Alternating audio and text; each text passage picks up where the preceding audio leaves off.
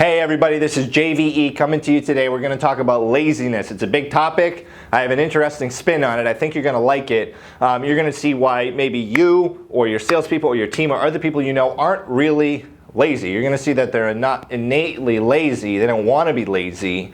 I'm going to teach you how to rehabilitate them so that they're not lazy anymore. If you find value in this, please like the video and subscribe to my channel. Like, subscribe, and turn on post notifications so that you can learn some of this stuff. I'm sharing with you my knowledge here and my experience on what I've read and learned from experience on laziness. So first of all, number one, let's just clear the air. People aren't lazy. They're not innately lazy. I mean, look at a little kid, right? Look at a 2-year-old kid, 3-year-old kid running around going bonkers over everything, right? Anything they see, they're like, wow, like 110% energy into doing it. So what happens from when someone is fully invested their energy into something that don't even really matter, right? Playing with a little box or something. Like, you know, kids always play with the packaging for the toys, not the toys themselves. What happens from then to when they get older? And then we're labeled as lazy for not working, or their generation, whatever, and they don't work. Well, there's a few things here I want to touch on. One, I think, number one, it comes from a disconnection between what they're doing and what they think they should be doing, or what they think what they're doing, and then their beliefs of what's ethical, what's right and what's wrong. Okay? Number two, it comes from being told that they're doing things wrong for a long time, and authoritative learning. And then number three, it comes from not being motivated in goals and having something to work towards. So number one, we're going to talk about the ethics thing. So think about this. Imagine in a sales division, it happens. People get in, they go gung-ho for a little bit, and then all of a sudden they don't want to work. Or for their first few months, and then after a few months they just kind of drop off. It's a 90-day phenomenon. It happens all the time in sales. Salespeople come on, they kill it, and then they drop, right? Or someone's in a relationship, they're just like super into this person, and then something happens, then the disconnect happens. Okay, they become lazy with the relationship. They become lazy with their work. Okay, or maybe someone's just like, hey, I can't get to like wanting to do something, to put my energy towards something. Well, what if it's not laziness? What if it's a disconnection, the first point we're going to talk here, between what they are doing and what they think there is right? So we'll take the example of in sales. So you got a sales guy, he's crushing it, and then all of a sudden he stops working, he kind of disconnects, goes away. We see it all the time. People come in, they do really well, and then they scoot away. Their work ethic drops. Well, what is that from? That comes a lot of time, number one, from a disconnection between what they're doing and what they think is right and wrong. It's ethics. So think about this. If salesperson 1 is talking to a client, right? They sell client 1, 2, 3, 4, 5, 6, 7, 8, 9. Client 3 calls them and says, hey, I got the same product down the road from you guys for, I don't know, 80% of the price. Why is yours more expensive when I'm getting the same thing, right? Or, hey, I read that you guys have a bad review online, right? Or, hey, you know what? I worked with a friend and they said that you guys ripped them off. All right, so what can happen at that point? The salesperson can then say, whoa, hold on. Am I selling a bad product? Do I work for a bad company? Am I a bad person for doing that? And as innately as people, we want to help other people. We want to do good things for other people, right? We're like only like 10% of the population actually wants to like harm other people or wants bad for other people. So most of us want good, genuinely want good for other people. So why does that happen? Well, the person got lazy because they got disconnected from what they were doing. So you got to rehabilitate that. You got to resell them on the product, what you're doing, and everything else that they're doing. They have to be sold on themselves because it's something that they didn't agree with. It started with that disagreement in what they're doing and what they have to do, and what they're doing, what they believe in. So if they're saying, hey, well, I'm not really helping this person, I'm actually hurting them, it goes against some ethics, right? So number one, you got to make sure that if you see a salesperson get lazy, or you see in a relationship too, right? Say someone is with someone for a while, they're super into the relationship. Then they talk to someone, hey, that person is mean, they're a scumbag, they're not good, they're no good, they cheated on their other spouses, they did this, then they did that. All of a sudden they're like, hold on, is this person that I'm investing my time in a good person? Or maybe they've done that in the past and they say, hey, you know, am I going to do good stuff to this person or am I going to end up hurting this person? Am I going to get hurt, right? Or is this other person going to get hurt, right? So there's some sort of disagreement between their relationship and what they believed that it was about. So there's some sort of ethical disagreement there. That's number one. That's the number one reason. These are in no particular order. That's the reason why people get lazy. Number two, people, think about this, we grow up, right? We are told that we're wrong so many times. You yell at a dog enough times, the dog's not going to want to do anything. The dog's going to cower around everywhere and not want to do anything, right? We grow up in an authoritative educational system where we are just hammered to sit there and behave and be obedient and be good and being a good boy or a good girl, by the way, has nothing to do with behaving well. It has to do with being obedient, right? It doesn't have to do with you're nice or this or that. It has to do with listen to what we tell you to do.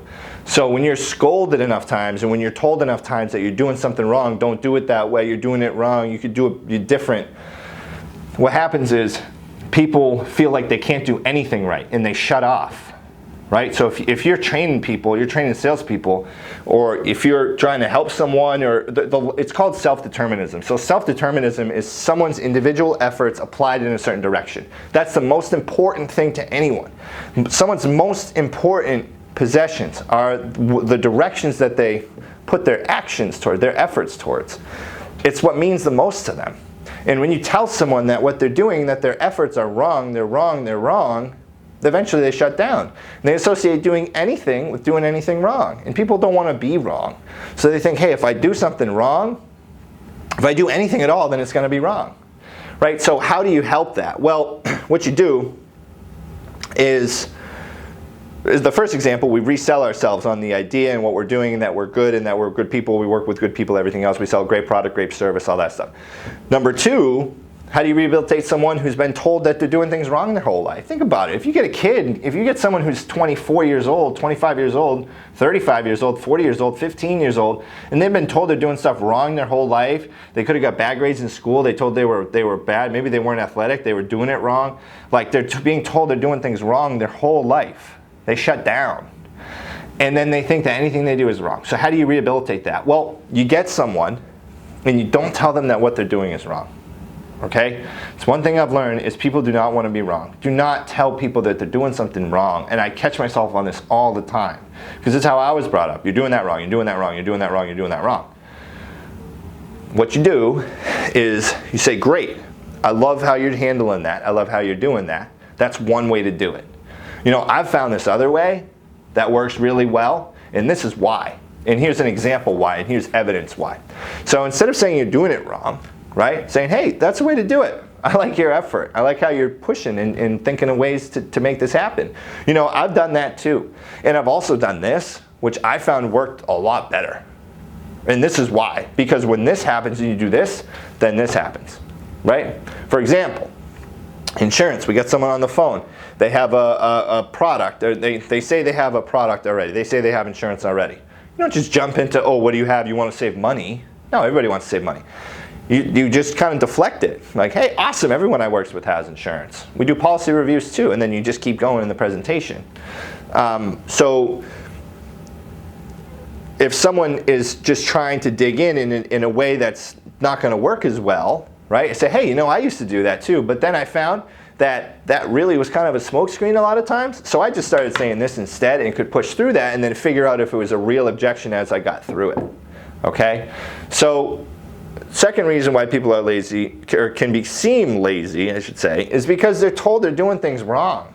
Why would you want to work somewhere if someone's telling you you're doing something wrong all the time? Right? I wouldn't.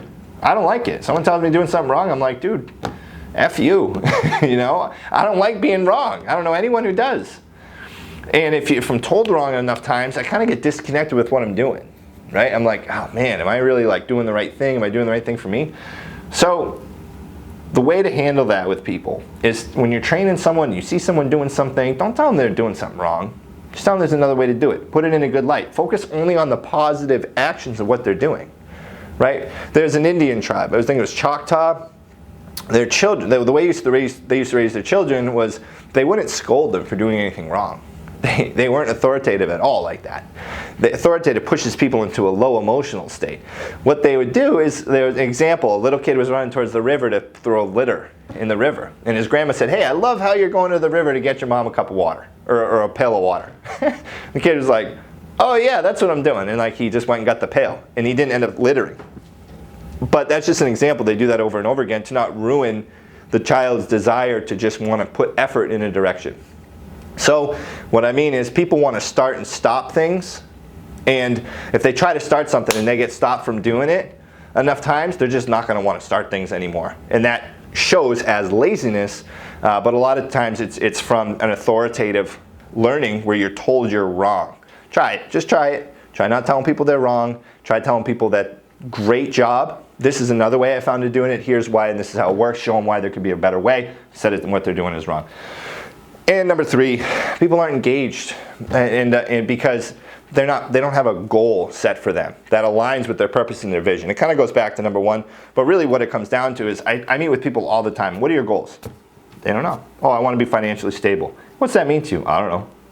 So I'm comfortable paying my bills? Okay, cool. Well, you get comfortable living in the hood, you're going to want to live in a nice neighborhood. You get comfortable living in a good neighborhood, you're going to want to live in the best neighborhood, right? So your bills are always increasing. So like your financial security is going to change. The amount that you need for financial security is going to change. So what are your goals? Well, it's important that when you have people start, and when you're trying to get people excited and trying to spark people's motivation, you figure out what gets them to tick. Different things get people to tick. Some people want a nice car. Some people want a nice watch. Some people want to take care of their parents, right? Some people want to retire their parents. Some people want to just put food on the table for their kids. Some people want their kids to go to a school, right? Or a good school, whatever it may be. Find out what that is. Find out what they really want. Figure out what they want in life and in a long-term goal, and help them break down in smaller individual goals that can help them work towards that. So whenever they get a result, they feel like they're moving forward towards something that's aligning with their vision and their values and what they want for themselves and for their family and for the world and for humanity and mankind and everything. So have goals that align with their vision. Help them find and set goals that align with their vision. All right? Don't just hand them a worksheet, say fill this out. If you do, go over it with them. And then set down finite steps for them to get there. To say, hey, look, you want to buy a house. That's a big one. Agents I have, they want to buy a house. Cool. What's the down payment? What's your credit? Right? What do you need for an income for the payment? How do we get your credit up? How do we get that down payment high? Cool. Well, we're going to start with the credit, right? We're going to start getting your credit right. And this is what it's going to cost to pay down the stuff for the credit or have a credit repair service. This is how much you need for the down payment. In 60 days, we're going to save up X amount to pay down the credit, to work on your credit, maybe like a couple bucks or a certain amount of money to put towards your down payment. 60 days later, you look, boom, how much you got in the account, assuming that they're disciplined with it, which if it aligns towards their goals and they're not starving, then they'll save it. And how much has your credit, how much you have down payment, and then how much do you have towards your credit to fix your credit. All right? So you want to have clearly defined goals that are energizing and align with the purpose of the individual in what they believe that their purpose is. So how do you rehabilitate laziness? Right? We get people that we say are lazy. Personally, I think laziness is a manager's way and a society's way of giving up. It's a way of being apathetic about the whole situation. They're lazy, meaning I have no power over them. I have no power over their work ethic. They're lazy. They are the cause. I am the effect of their laziness instead of me being a cause over their motivation to want to work. They should be the effect of your ambition and your desire and your drive. You shouldn't be the effect of their laziness, right? And I struggle with this all the time, and I have trouble rehabilitating people to push too. So I'm not attacking anybody here. I'm just saying, man, if we're going to lead people, we got to take responsibility for that, right? So make sure number one, not to hinder anyone's self-determinism. If they have effort applied in a direction, meaning if they're trying to accomplish something, they're trying to start something or stop something, say they're doing the right thing. Say they're doing something good, right? Maybe not the right thing. They're doing something good. Don't bash them for what they're doing. Say, hey, I like what you're doing. This is another way you can do it. When someone takes an action, validate it. Explain how you found an alternative way that gets better. Don't tell them they're wrong. Number two, and this is a little out of order, help people find goals that are energizing. Find what makes them excited. If they want to be number one on that board, that leaderboard for sales, hey, whatever, do it. Right? If they want to have certain material possessions, do it. If they want to give a certain amount to a charity, that's it. If they want to help their kids, do that. Find what energizes them. Encourage people to write down their goals daily and have goal setting accountability meetings. So that we can be like, hey, where are your goals? What progress are you at? Hey, you didn't hit your goals yet? It's fine. You fell short. Awesome. You tried. You attempted to accomplish your goals. You didn't fail. You're not a failure. You may have failed on hitting them the first time around, but you're not a failure. Right? What did you do? You just underestimated the amount of energy it would take. Let's get back at it, man. Let's get back on the horse. Another one, have the individual resell themselves on who they are, the company they work for, what they're doing, the people that they associate themselves with, right? Have someone rehabilitate themselves, all right? And find when they may have become lazy, figure out what happened that caused them to disagree with what they're doing, all right? Another thing that could be there, this is a behind the scenes thing, there could be someone, I'm going to put a video out on this, there could be someone in their life that displays certain characteristics that will hinder someone's growth and progress and cause them to oscillate and have ups and downs in their life. So that's my video and my take on what this whole concept of laziness comes from. Look, it's a curable thing. It's something that can be cured. People can be rehabilitated out of that, to rehabilitate their own desire to pursue their own goals for an extended period of time on a given course. Persistence is defined as the pursuit of goals over a pursuit of a given course over time, right? So we can rehabilitate that for people. All right. Thank you guys for your time.